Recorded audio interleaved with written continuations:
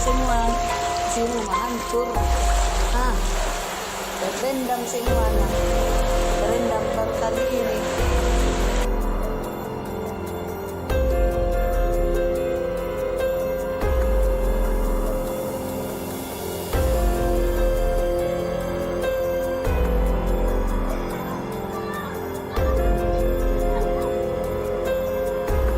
Lorong toruan memang satu masjid lagi gini.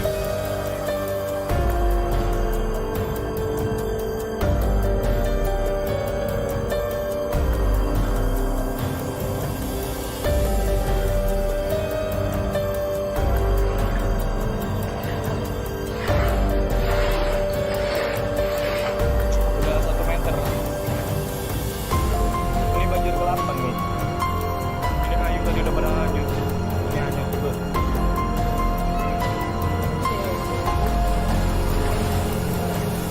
Apa ini? Dalam.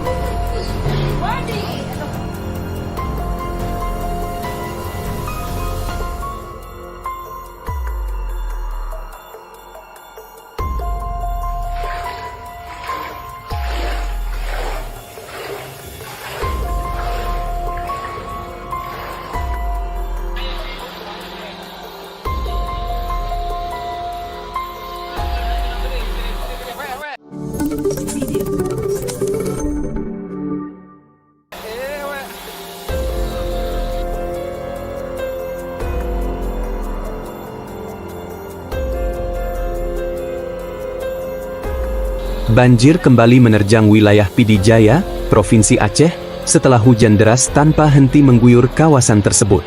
Sedikitnya 13 desa kembali terendam, dengan ketinggian air mencapai hingga 80 cm. Air coklat keruh perlahan naik, masuk ke rumah-rumah warga, merendam perabotan, dan memutus aktivitas harian. Jalan nasional yang menjadi urat nadi penghubung pun lumpuh, membuat kendaraan tidak bisa melintas. Namun situasi semakin mencekam ketika laporan datang dari aliran sungai Meredu yang kembali meluap. Arus yang deras membawa material kayu dan lumpur, menghantam apa saja yang dilaluinya.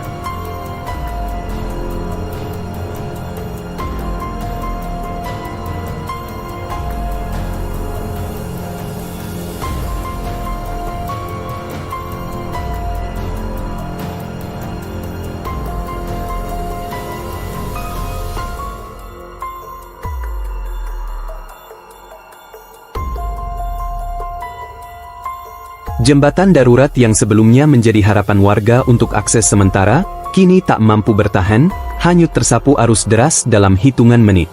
Jeritan warga pecah di tengah malam, menyaksikan satu-satunya penghubung antar wilayah lenyap begitu saja. Di sisi lain, wilayah Aceh Tengah yang belum sepenuhnya pulih dari bencana hidrometeorologi sebelumnya, kembali dilanda banjir. Hujan yang terus turun membuat tanah menjadi licin, jalan-jalan desa terputus, dan genangan air semakin meluas. Di beberapa titik, akses antar kampung terisolasi total. Iya. Rumah miung.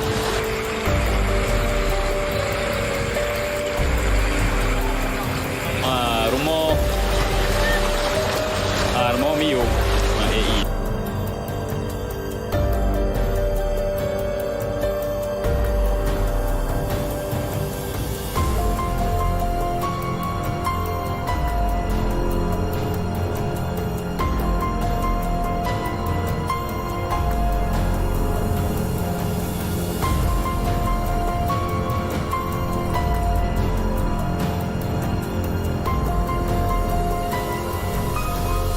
Kepanikan memuncak di Kampung Kenawat, Kecamatan Lut Tawar.